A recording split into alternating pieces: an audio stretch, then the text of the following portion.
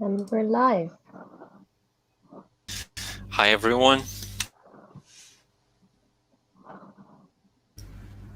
Welcome to the first community call for OpenZeppelin Contracts.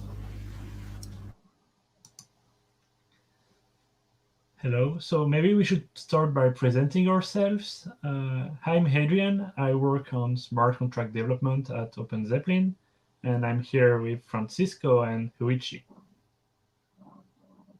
Hi, I'm Maybe, Wichi. I'm the events manager for OpenZeppelin. And Fran?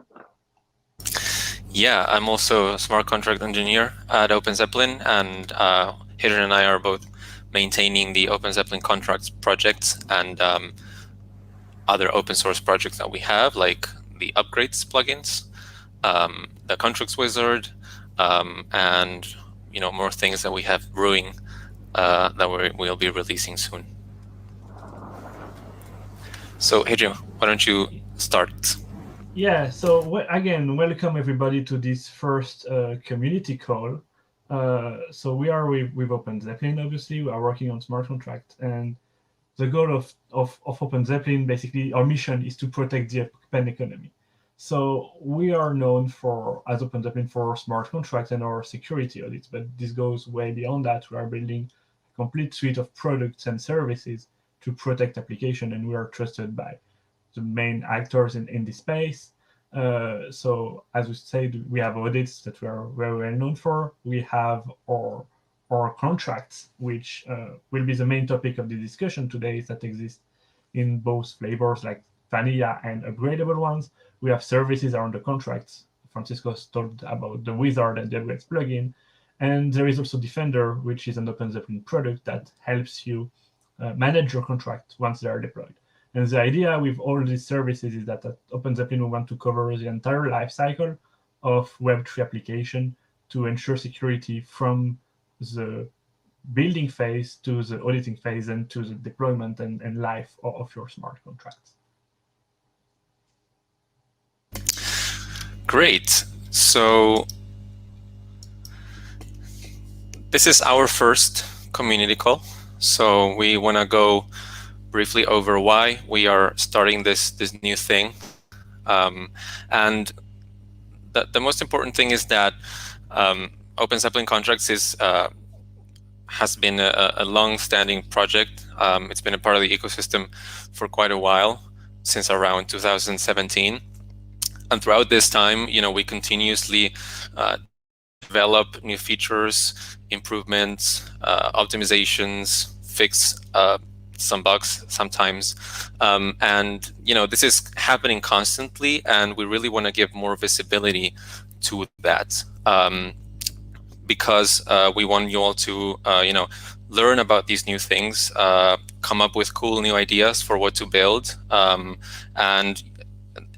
then get involved. So we've always had a very open GitHub issue page. We have our forum community at forum.openzeppelin.com with lots of community members over there as well.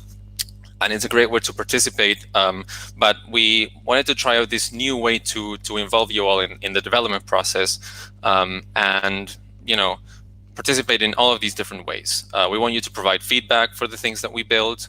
We want you to get these new ideas and request features, and we want you to discuss with us what you think we should improve, what is like the biggest needs in the ecosystem that we are not covering. And we really want to hear that all from you. But most importantly, and I think this was kind of the main motivation that got us to do this, is that we want you all to also go to the project, go to the repo, and review the code. So along these lines, I want to go over what is kind of our security process around the library.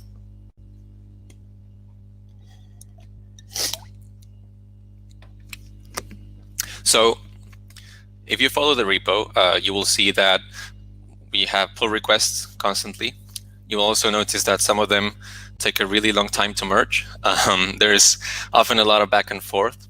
And that's because we do very thorough internal code reviews between the team, and also when a contributor comes in and proposes a PR. That is a very important part of our security process.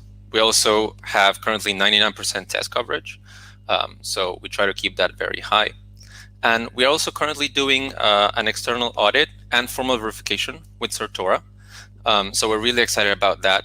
And it's a very large project, so that is going to take some time to cover everything. We had to do some prioritization, but we hope to be able to provide some updates very soon about how that's going and what parts of the code have already been reviewed and formally verified.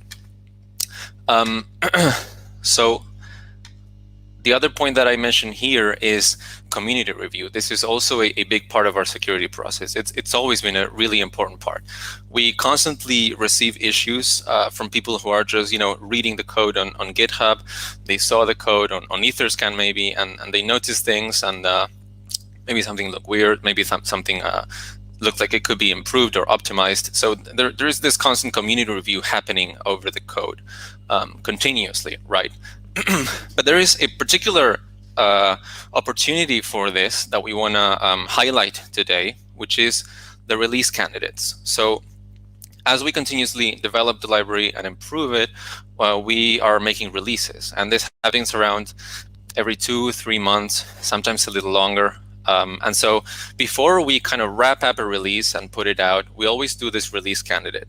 And it's always been with the idea of putting it out there for a while before it's finalized and asking people to review it. But it's usually been kind of short, so around a week. And we realize it's not really enough time for all of you to take a really good look at that. So one of the things that we are changing now in our release process is lengthening this release candidate period to around maybe 3 weeks, maybe 4 weeks. We will see what works best. And I'm calling this kind of an open review period. So it's also a really important part.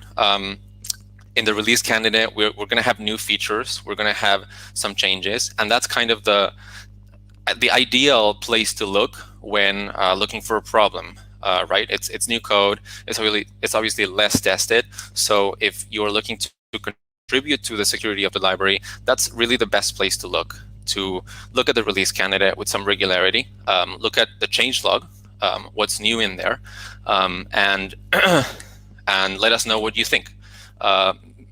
Maybe you find something, maybe you have some positive feedback even, or maybe you actually find a bug. So it's a really good opportunity to report that right then. So we want to incentivize you all to do this. So we have a couple of things in the pipeline for that. The first one is this image that you see right here on the right. So a POAP. This is going to be kind of a proof of attendance award that we're going to give you for participating in this open review if you report an issue to us. Currently, we're thinking medium severity issue or higher that you report, and we're going to award you with this POAP NFT. There's going to be a special one for each release. This is the one that we have now. And we have some more things that we're going to be announcing very soon, and we're going to give a little bit of a teaser of that near the end of this call. So now we are in this open review period, right? There is a release coming up, 4.4. And so today in this call, what we're going to do is go over the changelog and show what is changing, what new things are in there, and hopefully interest you in looking at the code and maybe reporting something to us or having an idea and building it with that. So first of all, this is the changelog. It's at the changelog.md file in the repository. We maintain it. We try to make it good. Whenever there are breaking changes, we include here how to upgrade. What can be some helpful, useful hints. So, and we also include these notes always on the release note. So anyway, we're going to be going over this today to start, and later we're going to be opening up for questions and discussions. So first of all, Hadrian is going to be covering this one right here. Yeah, so this slide covers quite a few lines in the changelog, and because they all fall under the same category. And basically, the idea is that some of the logic that was in the smart contract in private function is now in internal function. And this includes a new transfer ownership, so underscore transfer ownership function in ownable that used to be private is now internal. Also, the grant role and revoke role that used to be private are now internal, and we have a similar function for set approval forward, which is part of ERC 721 and 1155. And so all those functions were already publicly available for contracts, but with access restriction. For example, the transfer ownership was is still publicly available, but is limited to only be called by the owner. And same for grant role and revoke role, you needed to be a role admin to be able to call this function. And this remains the case for security reason, obviously for the public or external functions. But we now have internal functions that provide the same features, but without the access restriction. And by default, they will not be exposed or exported, so it doesn't change the behavior of the contract in any way, but you have the ability to use this function to build new feature sets on top of the contract.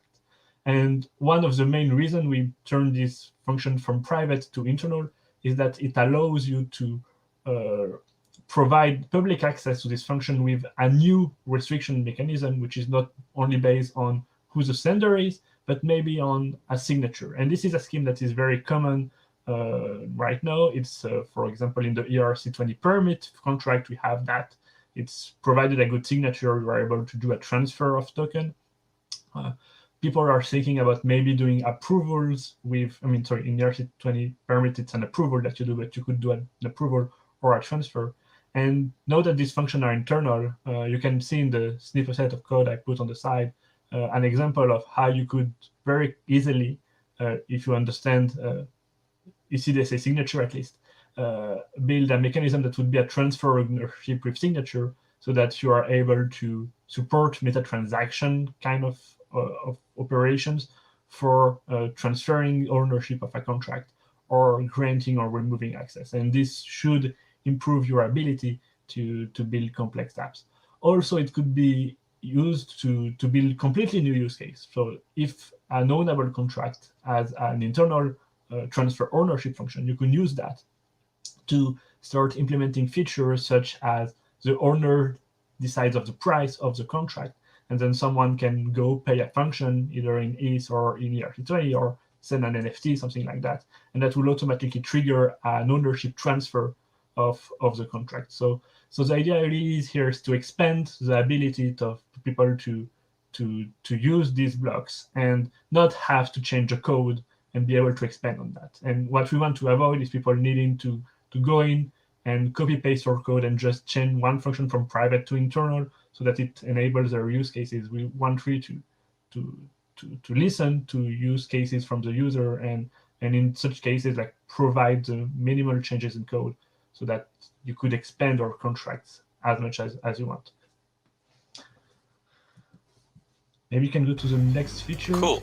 Yeah, so the next set of changes are related to the new governance contracts that were actually released a couple of months ago in 4.3. And fun fact, the ENS governance that was released today or very recently is actually built using these contracts. So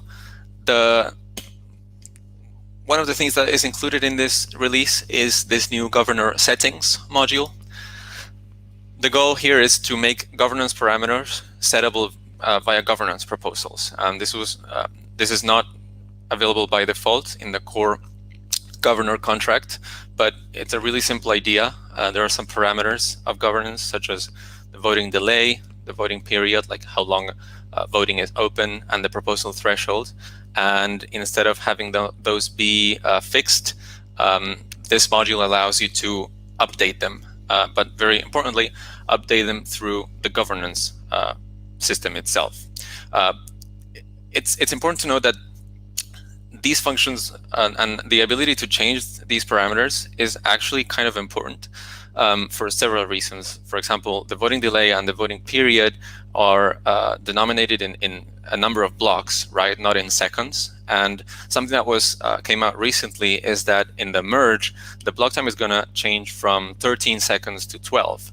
And so if you're counting the voting period in number of blocks, that's actually going to mean that the voting period would become very slightly shorter. I think it's around like 1% shorter.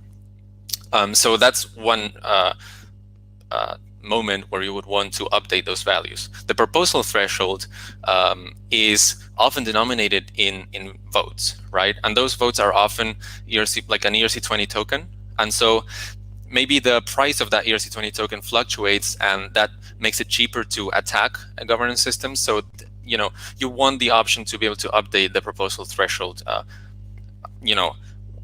with the information of the market or whatever. This modifier, I also want to point out, the only governance modifier is available already in the previous release already. And it's very useful also for you if you want to add some other governance only action to your custom governor contract.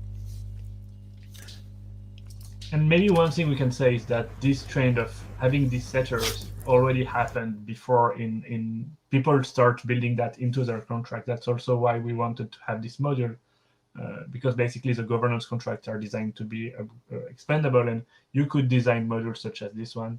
Obviously, this one answers a particular request from the community and something that feels really relevant, but could go way further. And knowledge of these modifiers could really help you in your experience building modules for the governance system.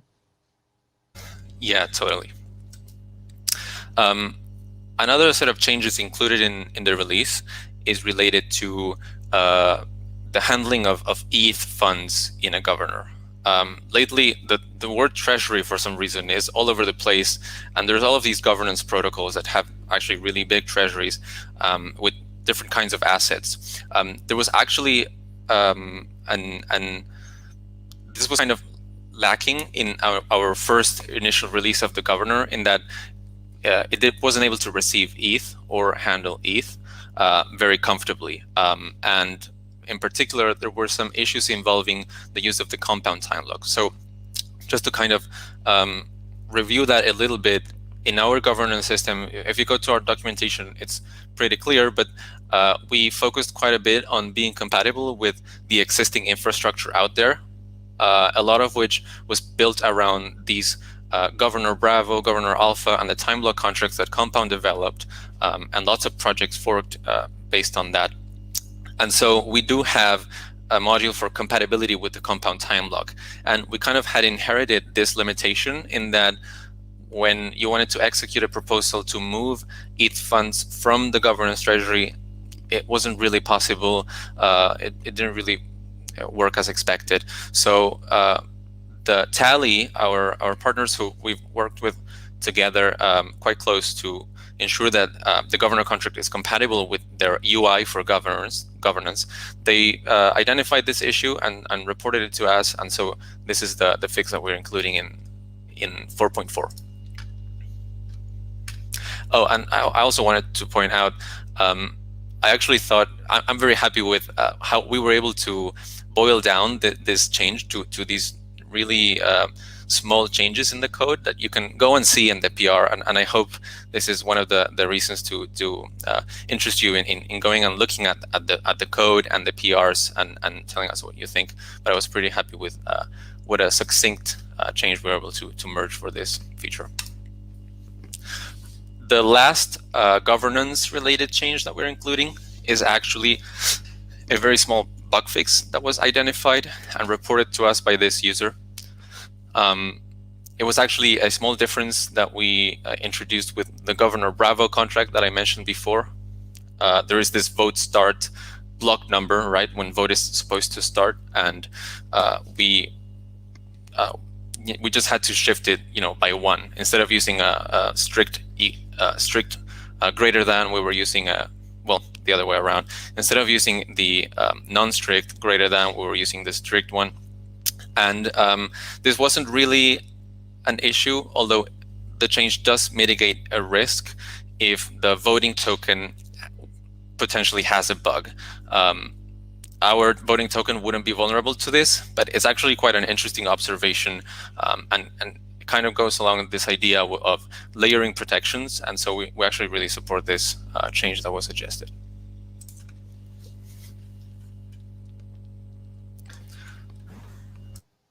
So yeah, maybe I will go over this change that we included in 4.4. Again, it's very small, but it's something that was proposed by a user through an issue, and this user also proposed a fix for that. So thanks to him again.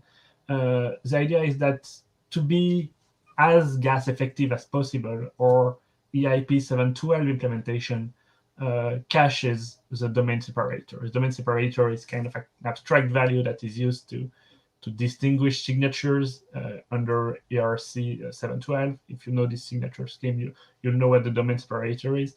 And basically, we have a way to cache it, but we only want to use the cache version, obviously, if the cache version is valid. And what would make a cached version being valid would be a change in the domain separator structure, and the domain separator includes the chain ID and the address of the contract. And we have this system that if either of those change, I mean, at least for the chain ID, if the chain ID change, we want to rebuild and not use the cached value. And that is in the case of a hard fork, like the one we saw between ETH and ETC, Ethereum Classic and Ethereum, that we know the main chain. In that case, the contract will live on two different chains. And the difference between these two chains would be the chain ID. And that's how you make sure that your signature cannot be played on both chains. And that's a protection we already have.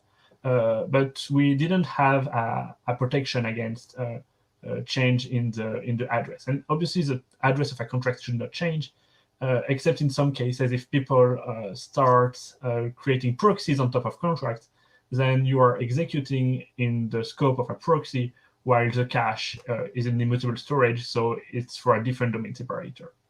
And that would have been a significant security risk if someone had started to build upgradable proxy on top of an implementation that uses this code. So we think that this is serious enough so that we want to change the code to mitigate it.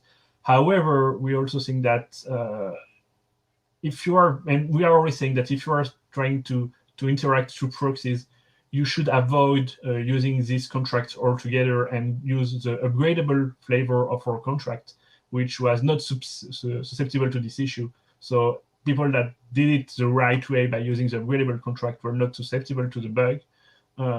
And it's unlikely that people are going to use the non-upgradable version because their proxy would be missing a constructor, so they would have to work their way around the constructor.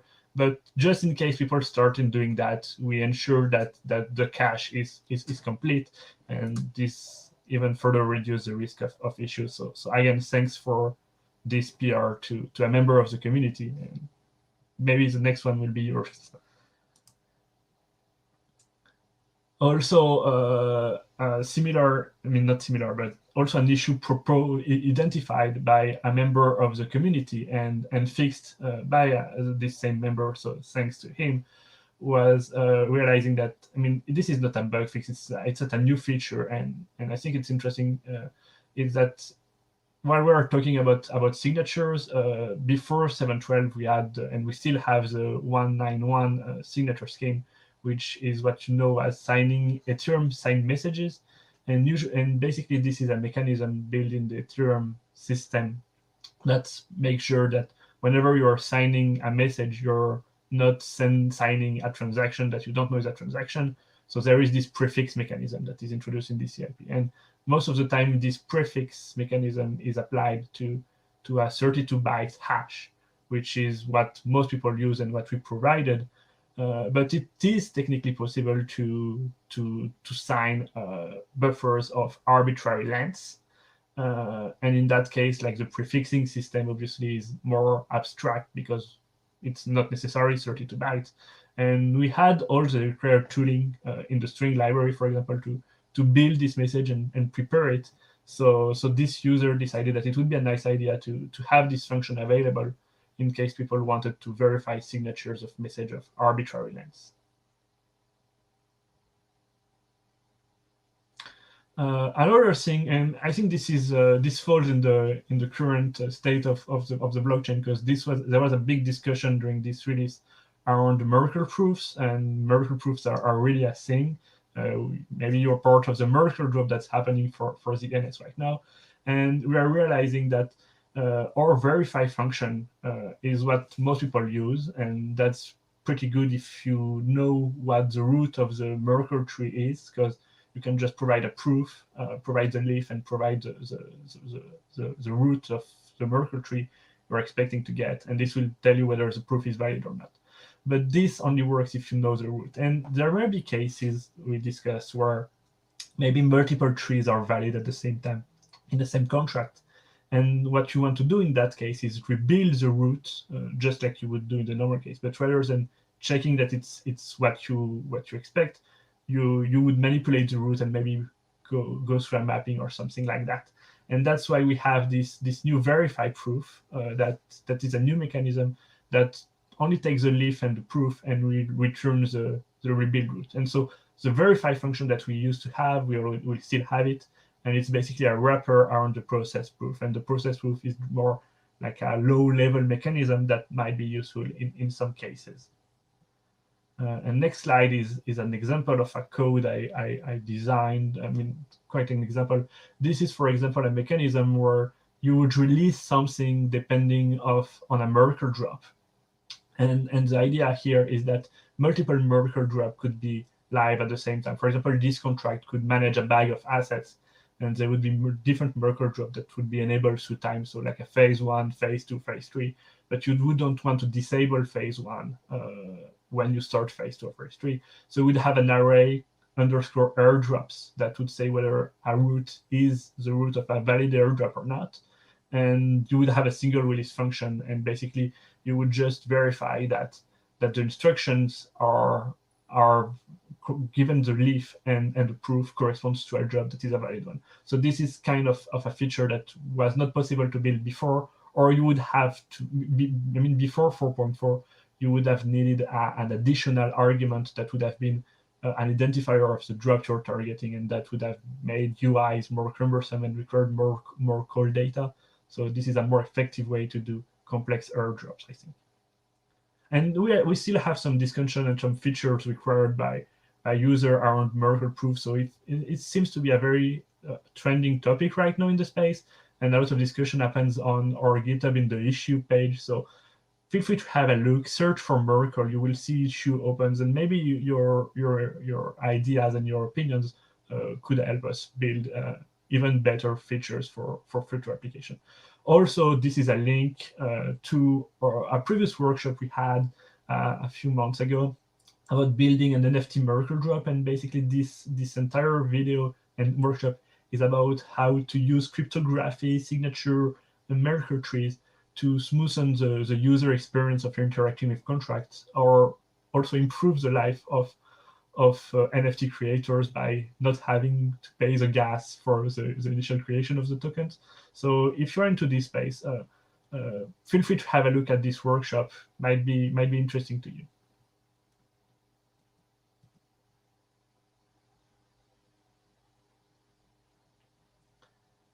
Okay, maybe I'll go again for the payment splitter. A payment splitter is a contract we've had for quite a while.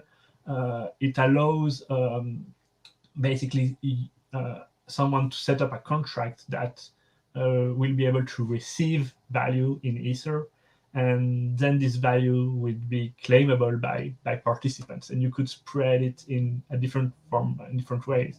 So like if you have a company that is generating revenue, you could stream this revenue into a payment splitter and have like 40% go to the CEO, 30% go to the CTO, 20% go to an external. I mean, you could encode that in a contract, which I think is pretty neat. It could be used in numbers of ways, but so far it only supported Ether, and we expanded this contract so that it now supports ERC20 tokens as well. And we expanded it in a way that is storage compatible and ABI compatible. So if for any reason you have a payment splitter that is upgradable, you could upgrade to this, or you could deploy new payment splitter that that have this feature. And the overall design of the contract remains the same. It's very similar to, we try to minimize the amount of changes. The payment management is still the same. It's always like the pool payment model. And we have discussion again in our GitHub about maybe more complex, more creative payment splitting mechanism, where you would index the payment splitting on maybe an ERC20 or something that could be transferable, which is not the case in here. So there are also like more drastic evolution of these schemes that are being discussed. And again, this is why we need the community to get involved, review our code when we do small changes, but also discuss the potentially bigger changes that might be needed. Yeah, I've actually seen the payment splitter being quite popular in the NFT space for like splitting royalties among maybe creators, and this is something I learned about through the forum.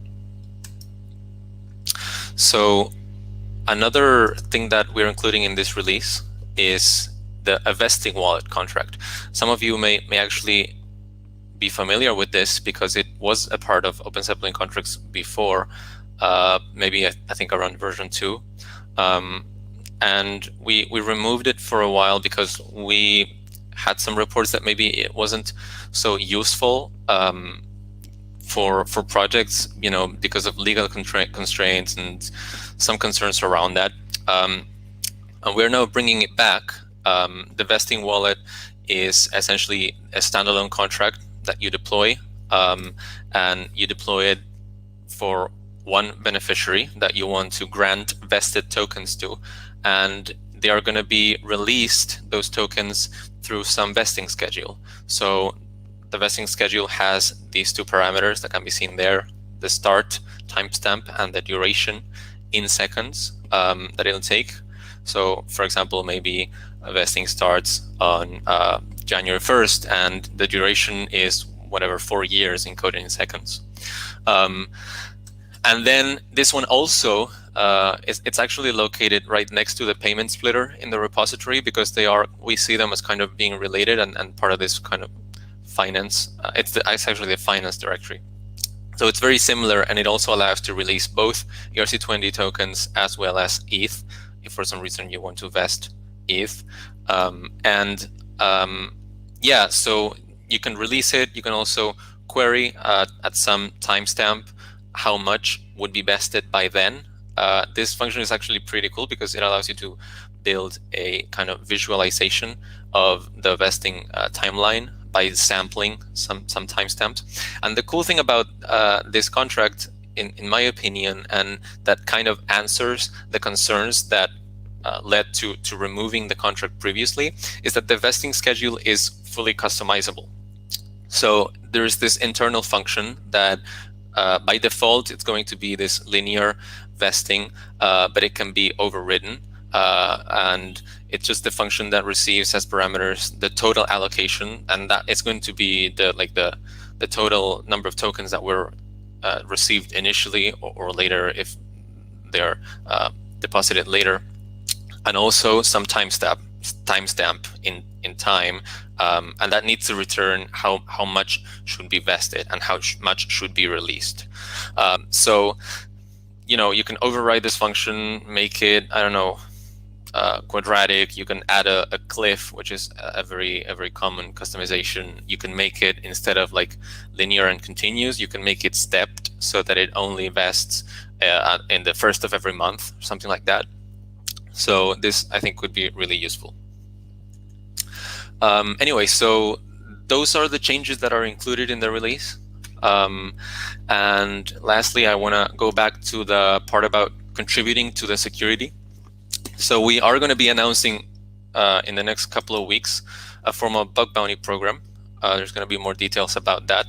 We've, as I mentioned, we receive security reports regularly, and we've actually often paid bounties, but it's never been formalized. And so we're very excited to finally make this a formal thing. We know that many of you were waiting for it. So anyway, stay tuned for more details about that. And just another reminder that, again, we have the 4.4 release candidate, including the things that we just mentioned. You can go to GitHub, using that short link that I put there, and we are looking forward to receiving your feedback about it, and whatever you want to report. Anything else that you want to add, Hadrian? Not really. Again, just like encouraging everybody in Discord and everybody that's going to maybe see it later on YouTube to contribute to this ecosystem, to be part of this project.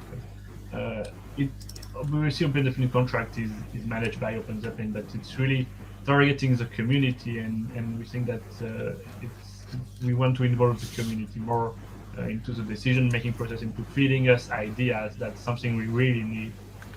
Basically, help us help you. We want to build contracts to help the community, and we need your help to know what to do. Yeah, 100%.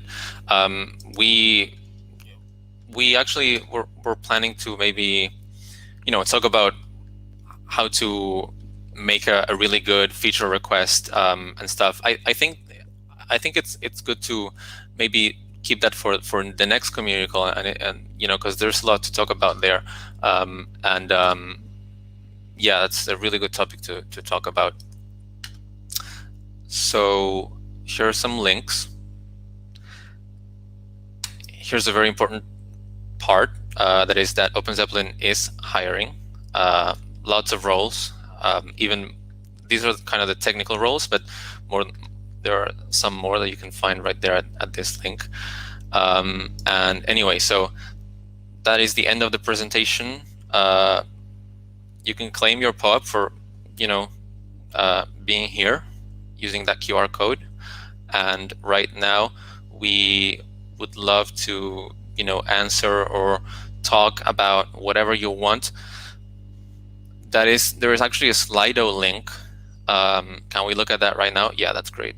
So in there, there are some questions. So we actually should show the POAP QR code later a little more. Maybe we can show it again later.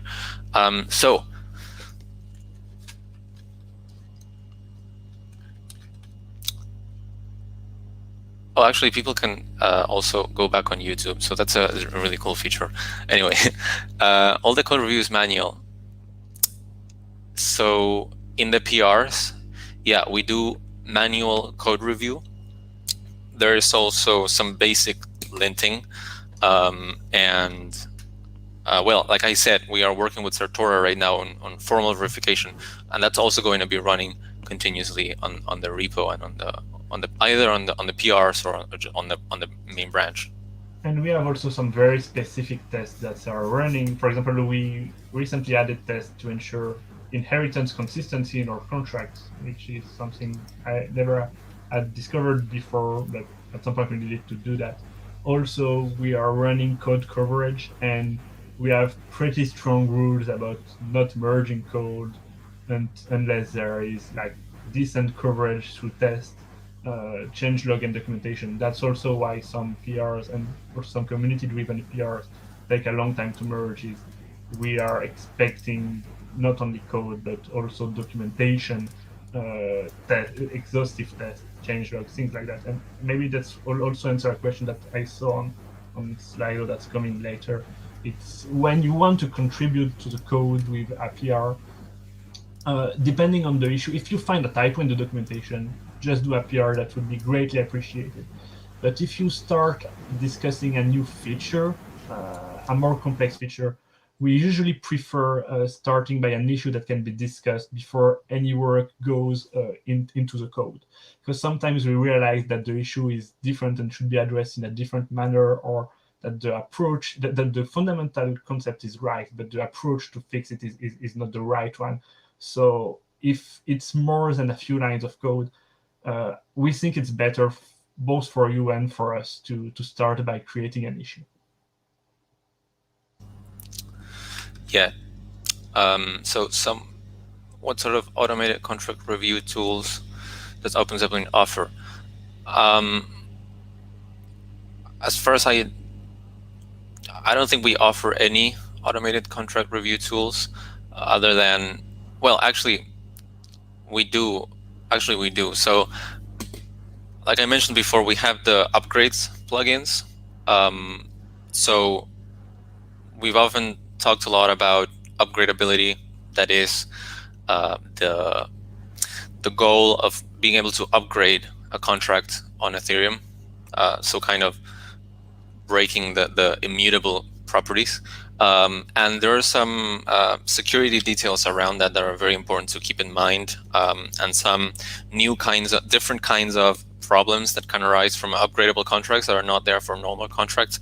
And so we have the upgrades plugins, OpenZeppelin upgrades plugins, to help in deploying upgradable contracts, but also in automatically checking for those errors, and also reporting to the user, what those errors are, and giving suggestions to fix them. So I would say that is the automatic contract review tools that we have. Other than that, I would say we don't have any. For the sellable, ownable, yeah. Go ahead. Yeah, I mean, the sellable ownable was just an idea to showcase how the new features like transfer ownership, the internal function, could be used into creating new use cases. This is like an idea of something we could build that was at some point, I think, discussed in the issues. It's not a contract that we are providing, and it's not a contract that we plan on providing. We are helping users that need it build it for their specific application. But I mean, unless we get tremendous requests from the community to build it, then maybe we'll consider that. But again, it goes back to how to create an issue and a PR. For something like that, we strongly believe that standardization would be required for the interface. And this means that before us implementing it, there would need to be a discussion, possibly on our issues, but maybe also possibly on the Is Magician forum, to start and get more feedback from the community and standardize such a contract interface. I mean, if you want to build it for your app, go ahead and do it. If you want us to provide it for everybody, then there needs to be an agreement in the community to how it should behave, what standard should it follow, that kind of thing. Yeah, for this kind of idea, like you want something to be sellable, you need it to be, to be able to put it in a marketplace, right, or in an AMM or whatever. So it's one of those concepts that goes hand in hand with interoperability, and for that you really need a standard. So there was actually, there was quite a rich discussion about sellable ownable in the issues quite recently. If you search for sellable, you're going to find it. And there are actually quite a few code samples and ideas in there about how to implement it using ERC 721. A contributor, a community member, shared some code in there as well.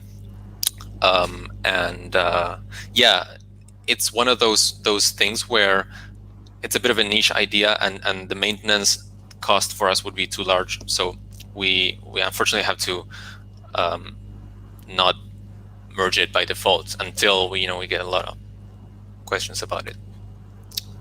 So how do I submit a bug in the release candidate to earn a POAP? Yeah, I say it's not necessary to include a solution.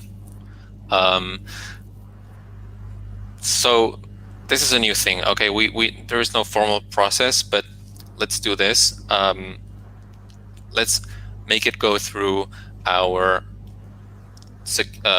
responsible disclosure email, which is security@openzeppelin.com. Actually, you can also find that if you go to the repository on GitHub. There is a security tab that contains our security policy. So that's very important information. You will see what are their supported versions, which is actually almost all versions. And there is also how to report a vulnerability. And you will find this email there, security@openzeppelin.org or .com. Actually, both work. So yeah, please submit an email over there if it is a serious issue. If it's not a serious issue, an issue on the repo is fine, and the solution is not necessary. I would also add, and it's not really on topic here, but still I think it's important to state it out and loud. If you are building any app using our contracts, and if we ever discover any issue, we will want to contact you securely to raise concern and to help sure that we can help you fix it before it's public knowledge and you are susceptible to attacks. So the way we do it, we are trying to improve that, obviously, and I think everybody in this space should try to do that better. I mean, some projects are doing it fine, but make sure that we have ways to discover who you are and to contact you if you're using our code for like serious applications. And we have a project for that, for a repository of contracts. I'm sure you will find more details if you follow OpenZeppelin on Twitter. But I think this is also part of your process as application developer. Make sure you can be contacted if we find a bug in a contract that you're using. Yeah, the project that we're mentioning is in the GitHub repo, Ethereum lists/contracts. Ouija, if you can help me with this, I just want to share my screen for a minute and just show that. This is the repository, and the idea here is that it's this list of contracts, right? You're gonna find, like, for all of the different chains that are out there, we want to have contact information. You know, a security contact is really important. So including that information that you can do for new deployments, we are introducing this new convention of including a security contract directly in the metadata of the contract, which, if it's verified on Etherscan or in other verification services, is going to be available for everyone to see. So this is actually really important, and we ask you to please do provide easy to find security contacts, email address, or whatever. So if we can go back to the questions.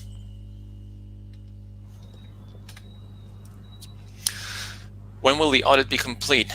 I don't have a concrete timeline to share at the moment. What version is being audited? The last one, 4.3 would be.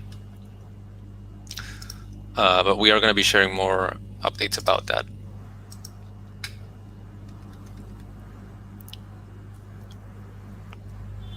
So are these changes in 4.4 available in the upgradable version? Not yet. They haven't been released, at least, because there was an issue in the transpiler that was resulting in code that wouldn't compile, but that's been fixed. We just need to fix one more thing next, and a release candidate for that is also going to be out in possibly, in just 2 days.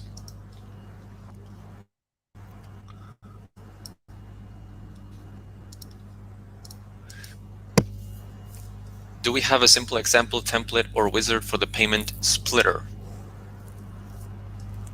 So first, the payment splitter,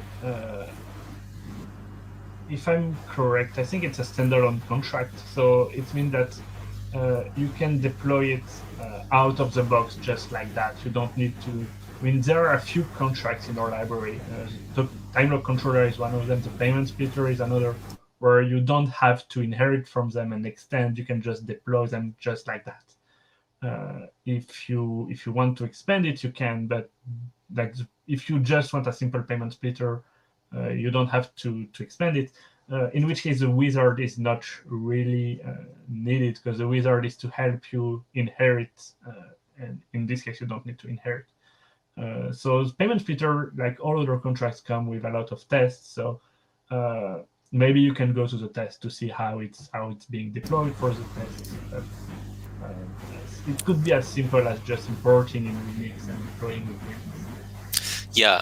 Looking at the tests could help, but I mean, from this question, I would agree that it's a great opportunity to publish a tutorial. It wouldn't be too complex a tutorial, but I have seen people struggle just with not necessarily the shares part, but the fact that it's a pool payment pattern. Maybe people are not necessarily familiar with that, and so a tutorial could really help there. As a tutorial, it's something that we can write, but it's also something that community members can write and share in the forum. So, just putting that out there.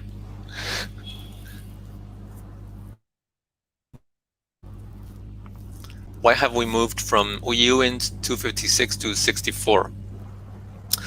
So timestamps can be safely represented in 64 bits, and we are just trying to optimize a little there. In the arguments, it doesn't make a difference, but when you put that in storage, you can pack multiple uint64 timestamps in one single storage slot, and that's cheaper to use. So that's kind of why we're using 64 bits for timestamps in general.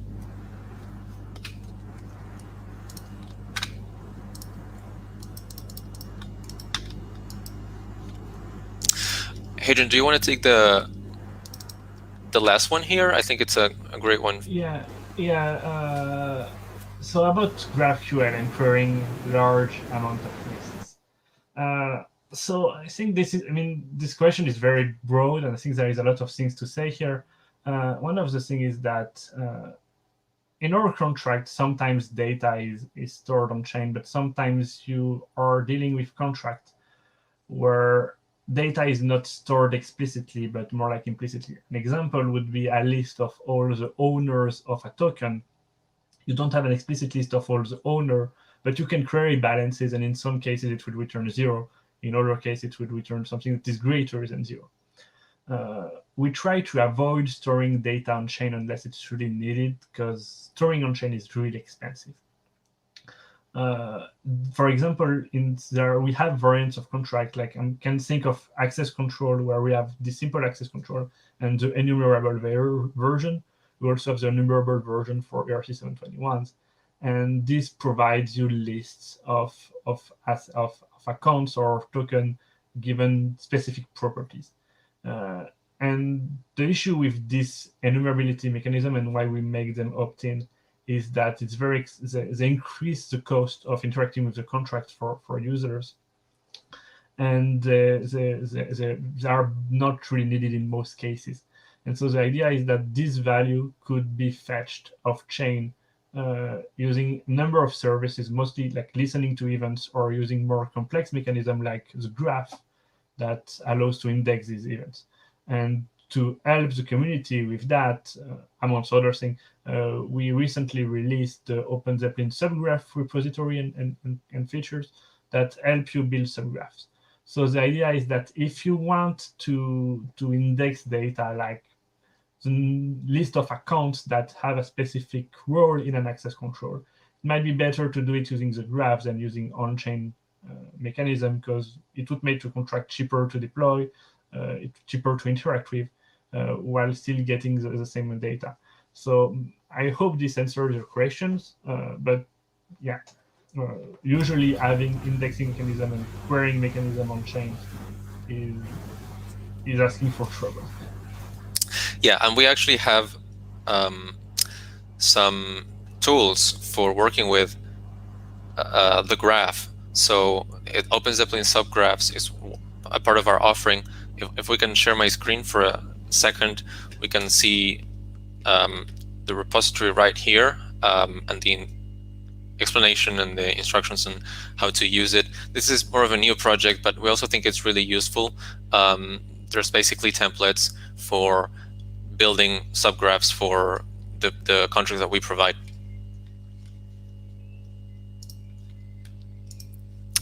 So someone else asked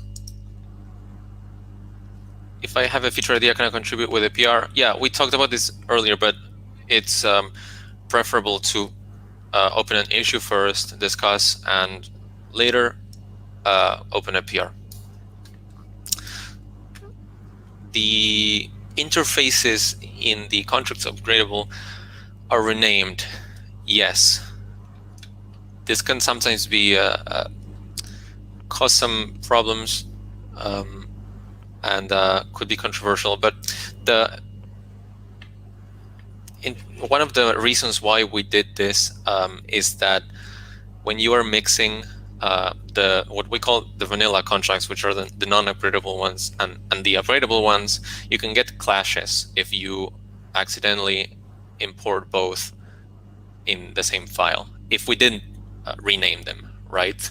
So the reason why we do rename them is to avoid those clashes, and secondarily also to kind of signal that it is an upgrade safe contract, to give that peace of mind that you can use that in an upgradable contract, even if you would know that for being an interface it is obviously safe. We kind of make that super explicit.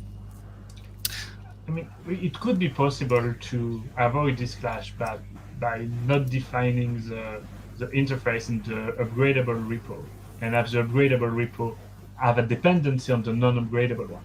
And maybe that could be fixed. It would require more work on the transpiler.